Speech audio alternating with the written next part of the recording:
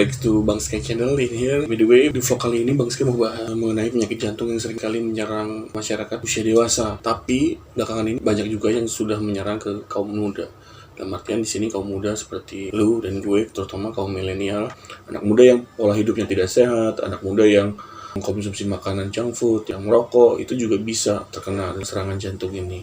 Nah, kita harus tahu nih bagaimana nih untuk mengatasinya, ciri-cirinya apa, usia berapa kita perlu ngecek. Nah, di sini kebetulan Bang Sky beruntung banget, hari kemarin itu saya bisa wawancarain salah satu dokter spesialis jantung dan pembuluh darah, dokter senior di salah satu rumah sakit internasional di Kota Tangerang. Namanya adalah Dr. Antoniana Lukito. Siapakah Dr. Antoniana Lukito? Nah, ini dia. Setelah Bang Sky googling, menurut situs Heart Congress Conference Series.com, Dr. Antoniana Lukito adalah konsultan ahli jantung intervensi di Rumah Sakit Siloam Karawaci dan saat ini Kepala Departemen Kardiovaskular di Universitas Pelita Harapan. Beliau juga aktif terlibat dalam Persatuan Jantung Indonesia atau PERKI sebagai Wakil Ketua Koperasi Konsumen Jantung Indonesia KKJI, Ketua Grup Kerja Kardiologi Wanita dan sebagai Komite Ilmiah dan Pendidikan di IHA Banten. Dr. Antoniana juga aktif di Masyarakat Hipertensi Indonesia, INA-SH, Perhimpunan Irama Jantung Indonesia, INA-HRS, dan Perhimpunan Intervensi Kardiologi Indonesia, ISIC. Oke, jadi sini beliau ini adalah dokter jantung yang bukan sekedar dokter jantung senior saja, bahkan juga aktif dalam organisasi. Dan kebetulan Bang Sky kemarin beruntung banget bisa Q&A sama dokter sibuk beliau. Bagaimana ya Q&A Bang Sky? Kita saksikan videonya. Oke, selamat siang Dr. Antoniana. Selamat siang. Aduh, sebelumnya terima kasih banyak Dok atas waktunya. Baru sekarang ini belum bisa tanya-tanya sama dokter nih Dok. Ya, silakan. Iya. Dokter sebelumnya selamat Hari Raya Kartini Dok ya. Oh, buat iya. seluruh wanita di Indonesia, buat dokter juga selamat Hari Raya Kartini. Iya. Terima kasih. Jadi ada beberapa pertanyaan Dok, kan seperti kita tahu Dok, kemarin itu kan banyak kasus kan Dok. Jadi serangan jantung itu udah nyerang bukan orang tua aja sekarang, anak muda kayak kemarin, kayak istilahnya penyanyi dari Indonesia Mike Mohede sampai meninggal serangan jantung di usia muda. Sebenarnya Dok, pada usia berapa sih Dok kita harus mewaspadai penyakit jantung itu? Ya. Memang kalau secara statistik untuk laki-laki memang mulai waspada dianjurkan 40 tahun. Itu kan berdasarkan statistik di mana paling banyak setelah 40 tahun dong. Ya, memang makin tua makin banyak. Mulai start 40 tahun hati-hati. Di bawah 40 tahun apakah ada? Ada, tapi tidak banyak. Ya, makanya kita kan tidak boleh meminta semua orang lantas screening gara-gara ada kejadian yang usia muda kan. Karena screening itu juga membutuhkan biaya. Ya, membutuhkan usaha bidang kesehatan dan kita tidak mau membuang sia-sia sumber daya kesehatan hanya untuk sesuatu yang kecil kejadiannya. Nah, tapi apakah lantas di bawah 40 tahun tidak perlu waspada? Nah, itu juga tidak benar ya. Jadi caranya bukan lantas screening check up seperti usia di atas 40 tahun, tapi harus lebih hati-hati. Contohnya sebagai tadi beberapa kasus baru-baru ini, sebenarnya kasusnya lebih besar dari yang sudah diberitakan sih. Tapi diberitakan biasanya selebritis kan. Selebritis, begitu selebritis ada yang meninggal mendadak, usia muda gitu, terus heboh sesaat, semua orang check up. Tapi habis itu lupa lagi. Padahal kejadiannya ada terus, cuma tidak pada orang selebritis kan ya. Jadi biasanya pada orang kurang dari 40 tahun, kenapa kok bisa terjadi serangan? Itu ada hal yang bisa dicegah, ada hal yang tidak bisa dicegah. Kita bicarakan dulu, fokus pada hal yang bisa dicegah dulu ya. Bisa dicegah artinya jangan merokok, jangan kegemukan, jangan malas olahraga ya.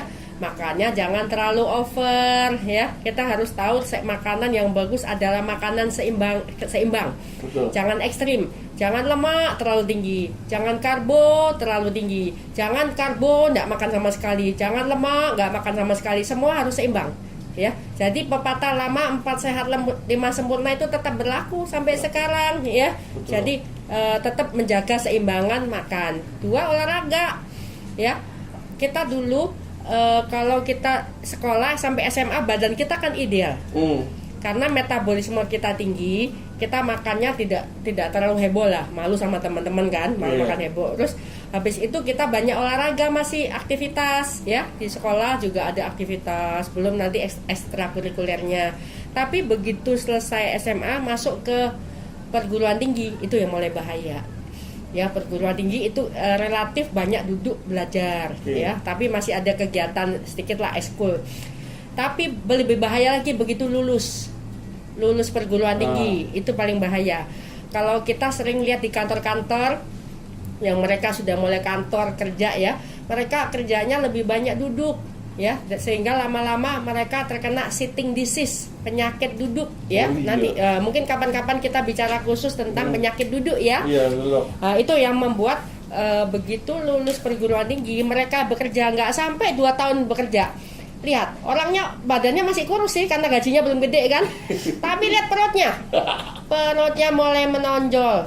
Kenapa perut menonjol? Karena mereka jajanannya gorengan. Nah, kalau nggak mie goreng, nasi goreng, kayak gitu ya. Makanannya begitu-begitu. Jadi terus kelamaan duduk, jadi akibatnya gemuk di perut, itu mulai deh beresiko.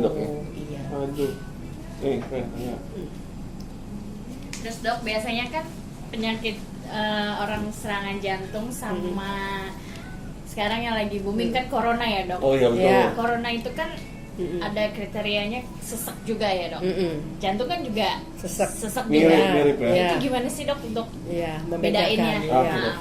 Benar sekali. Sekarang kita itu dari kasus corona ini kita harus banyak belajar karena makin sulit ya. Karena corona itu corona yang ini ya, corona itu ada berbagai macam. Dari dulu kita kayak SARS itu corona. Oh, itu masih satu MERS corona ya. Ini adalah corona juga yang beda tipenya, yang lebih cepat penularannya ya, lebih cepat penularannya dan lebih ganas ya. Jadi memang organ utama yang diserang corona adalah paru, pernapasan paru. Tetapi ternyata bukti terakhir menunjukkan juga menyerang jantung, menyerang ginjal, menyerang usus, ya. Dan juga berita barusan nih. Jadi kita selalu berita terakhir ini. Tiap hari selalu ada penelitian baru keluar yang menjelaskan tentang efek corona terhadap badan kita. Yang terakhir diduga corona itu merusak semua dinding dalam pembuluh darah di badan kita. Jadi semua organ rusak bersama-sama. Pernah ya dok? Nah, makanya begitu orang yang derajat yang berat itu nggak tertolong karena bukan satu organ, multi organ. Semua kena, semua organ di badan dan dalam badan kena, mau livernya, mau ginjalnya, mau ususnya, mau jantungnya, mau otaknya, semua kena. Ya, dan ada juga itu ketemuan sudah meningitis. Corona membuat meningitis. Ya, jadi semua organ benar-benar kena karena pembuluh darahnya yang diserang. Oke dok, kemudian berikutnya penyakit-penyakit apa aja sih dok yang berisiko menyebabkan serangan jantung? Ya, kita kembali jantung ya, penyakit-penyakit atau kondisi-kondisi. Iya. Satu tadi yang ada dimodifikasi, yang ada yang tidak dimodifikasi. Kalau tidak bisa dimodifikasi, maksudnya faktor nasib ya. Itu adalah keturunan. Orang tuanya memang ada jantung, rewel jantung atau stroke. Jadi itu menurun ya dok jantung? Menurun. Tapi menurunnya tidak 100%. Kalau kita melawan dengan memperbaiki gaya hidup akan terhindar. Ya, tapi kita kalau cuek jadi. Ya. Terus habis itu usia nggak bisa diputar-mutar kan waktu. Betul. Tambah usia tambah risiko ya. Habis itu jenis kelamin. Laki-laki lebih berisiko daripada perempuan pada saat perempuan masih mens. Biasanya perempuan stop mens itu 50 tahun. Setelah 50 tahun perempuan mengejar loh. Ngejar. Jadi akhirnya menjadi sama dengan laki-laki. Jadi perempuan juga hati-hati ya, jangan terlalu santai-santai. Bisa apakah sebelum menopause bisa kena? Bisa kalau kelewatan. Bisa gitu. Iya, kelewatan. Itu yang tidak bisa dimodifikasi ya.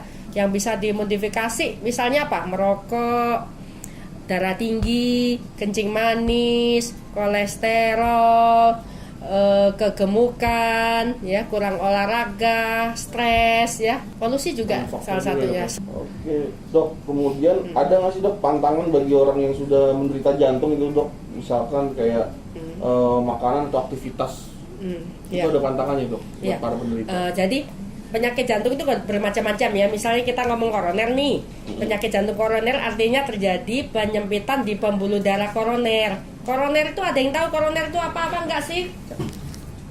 Oke dok. Ya. Ini adalah gambar jantung. Yang coklat ini jantung.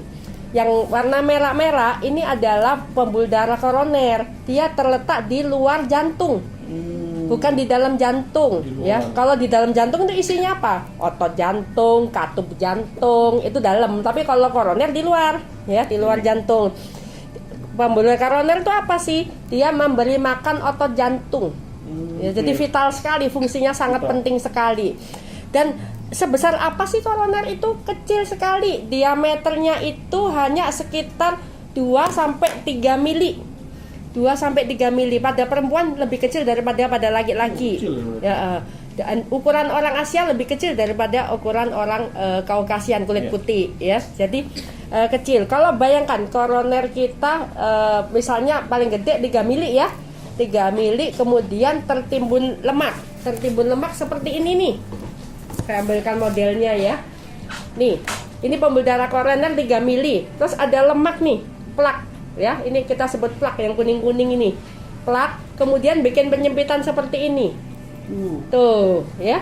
Ini plak sedikit, plak sebesar 1 mili, 1 mili setengah aja sudah menyumbatnya cukup parah. Ya, bisa dilihat. Ya. Jadi ini kalau kita bergaya hidup seenaknya, tidak bergaya hidup sehat, dia akan mulai tumbuh pada usia remaja. Remaja ya, mulai tumbuh, tambah lama, tambah parah. Akhirnya terjadi serangan jantung. Serangan jantung seperti apa sih? Ini plaknya pecah sehingga kalau pecah, badan pecah kan selalu ada pembuluh darah pecah tuh. Iya. Terjadi gumpalan darah di sini, nutup jalannya. Jadi yang nutup jalannya bukan plaknya saja, tapi juga gumpalan darah. Ya, sehingga kalau tutup apa jadi? Aliran darah ke jantung berhenti mendadak. Pup. Jantungnya langsung tidak dapat oksigen. Apa terjadi? Serangan jantung. Itu serangan jantung dok ya? Serangan jantung. Kerjanya seperti itu. Jadi memang orang harus. Terus kalau serangan jantung itu macam-macam. Ada yang ringan, ada yang berat. Kalau berat itu adalah dia di dalam jantung itu kan ada listrik jantungnya. Listriknya kalau tidak dapat oksigen lumpuh dong listrik jantung. Padahal listrik itu membuat detak jantung nih. Iya. Kalau lumpuh berhenti. Sehingga mendadak pergi.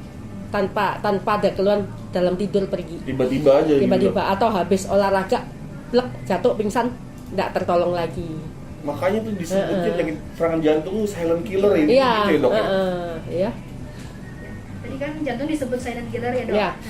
Nah, menurut dokter nih, apa sih tanda gejalanya kan kita masyarakat umum nggak tahu Iya. kan? Iya. Jadi gejalanya itu ada yang jelas, tapi orang yang bandel. Ada juga yang memang tak bergejala ya.